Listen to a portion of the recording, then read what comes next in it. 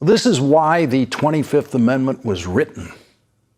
It was ratified in 1967, authorizing the vice president and a majority of the cabinet to remove the president from power when and if that president is unable to discharge the powers and duties of his office.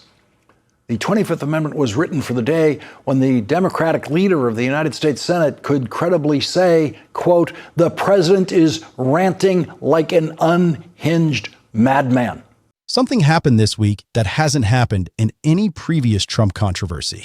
A sitting Republican member of Congress wrote a formal letter stating that a Trump-appointed attorney general did a terrible job with the Epstein files and actively undermined the president. The 25th Amendment was written for the day when a former Republican member of Congress who voted for that Republican president 3 times would declare to the world, he has gone insane. The 25th Amendment was written for yesterday at 8:03 a.m. That's what Donald Trump delivered his Easter greeting to the world that included a promise to commit war crimes on Tuesday night. The 25th Amendment was written for this. Most of you have seen this profane and perverse social media post. I am not going to read it, as is customary for such exhibits introduced on TV news programs. That Republican is Nancy Mace. The letter is dated April 8th, 2026, and what it represents, combined with everything else that landed on the same day, is a fracture inside the Republican Party that goes deeper than policy disagreements or personality clashes. This is about accountability for the handling of the most politically radioactive criminal case in modern American history. And for the first time, members of Trump's own party are putting that accountability demand in writing with their names attached. Let me walk you through everything that converged on April 8th, because when you see it all together, the picture it paints is extraordinary. On the same day Mace sent her letter, the House Oversight Committee enforced a subpoena against former Attorney General Pam Bondi, demanding she explain how she managed the release of the Epstein files during her brief tenure. The committee's position is that Bondi prioritized protecting co-conspirators over helping victims. The Department of Justice responded by saying Bondi is no longer serving as Attorney General and therefore won't be appearing. The committee pushed back, insisting the subpoena binds her personally, not just in her official capacity. That distinction matters enormously, because it establishes a principle that leaving your government position doesn't erase your obligation to answer questions about what you did while you held it. Being fired and immediately subpoenaed sends a very specific message. Accountability follows you out the door. By the way, please leave your questions or comments in the comments section. I will answer each one individually as time permits. Also, I would be very happy if you liked the video and subscribe to my channel. Now, let's continue.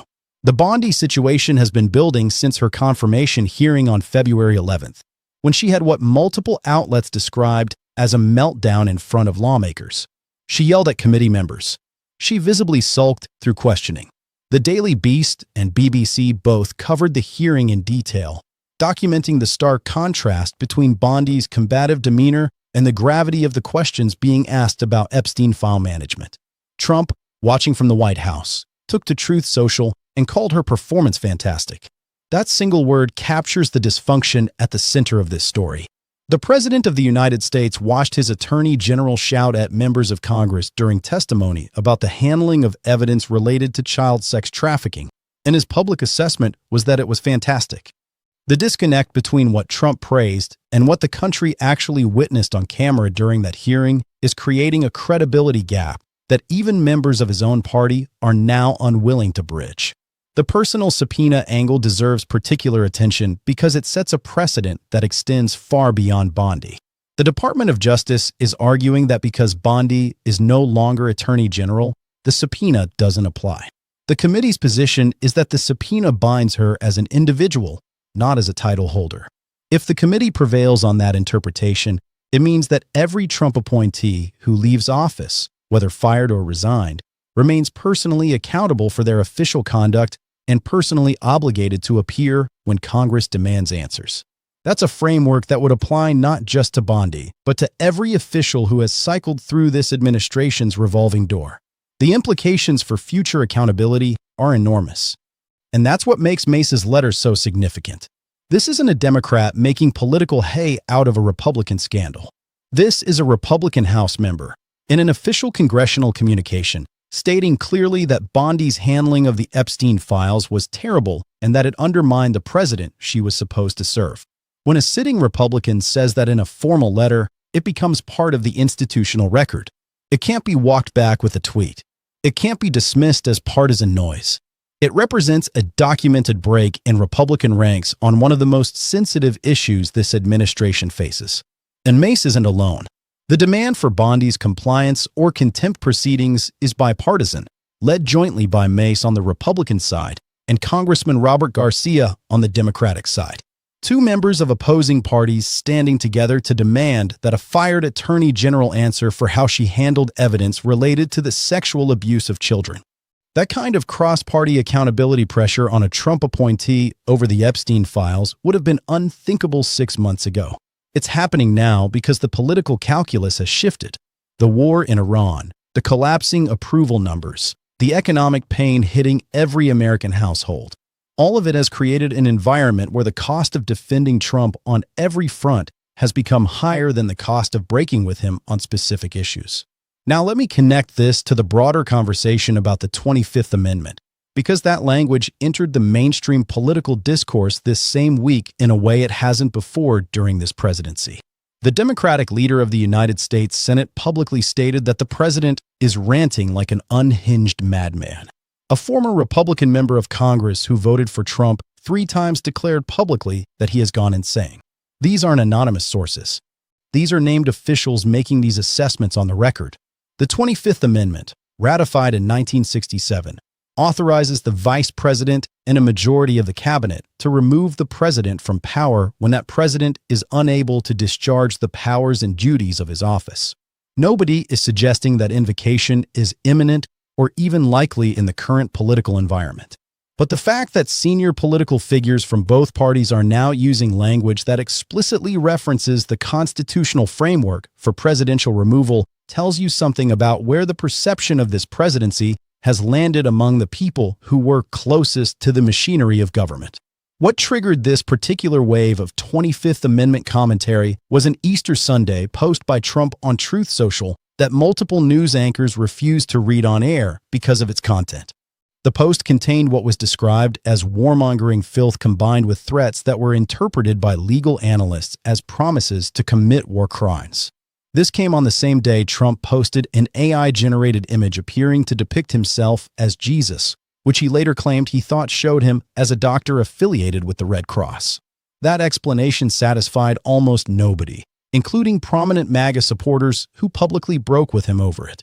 Conservative commentators who had stood by Trump through every previous controversy called the image blasphemous. Some declared they were withdrawing their support entirely. The convergence of all these threads on the same week is what makes this moment different from previous crises. You have a Republican House member formally accusing a Trump appointee of terrible handling of the Epstein files. You have a bipartisan subpoena demanding that appointee testify under oath about potential protection of co-conspirators. You have the Department of Justice trying to shield a fired official from accountability, while the Congressional Committee insists the obligation is personal and inescapable. You have senior political figures from both parties publicly questioning the president's mental fitness using language that invokes the constitutional mechanism for removal. You have the president's own social media behavior generating the very concerns those officials are citing. And you have prominent voices within his own political movement breaking with him publicly over content they consider blasphemous. None of these threads individually ends the Trump presidency, but together they describe a political environment that is deteriorating across multiple dimensions simultaneously. The Epstein accountability question is now bipartisan and documented in official congressional correspondence. The 25th Amendment conversation has entered the mainstream. The MAGA base, which has been Trump's floor of support through every previous crisis, is showing cracks over issues of religious identity that cut deeper than policy disagreements ever could.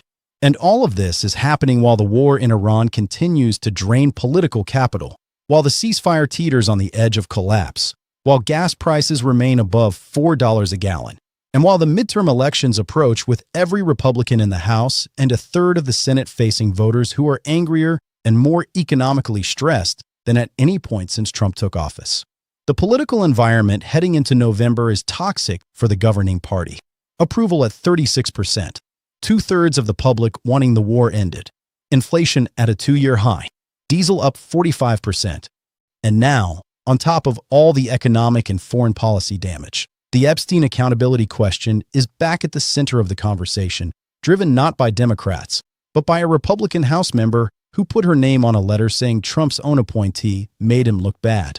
The GOP fracture over Epstein is particularly dangerous for this administration because, unlike the war or the economy, where Republicans can at least argue about strategy and outcomes, the Epstein issue is about the protection of people who sexually abuse children. There is no political framing that makes defending the mishandling of those files look acceptable to voters. Mace understood that when she wrote her letter. Garcia understood it when he joined the bipartisan demand. And every Republican who watched them do it without suffering immediate political consequences understood it too. The question going forward isn't whether more Republicans break with Trump. Based on the trajectory of the last several weeks, that's already happening. The question is whether the breaks remain limited to specific issues like Epstein and war powers, or whether they begin to cascade into a broader pattern of defection that fundamentally changes the political landscape heading into November. Every crack that opens without being punished makes the next crack easier. And right now, the cracks are opening faster than the White House can seal them.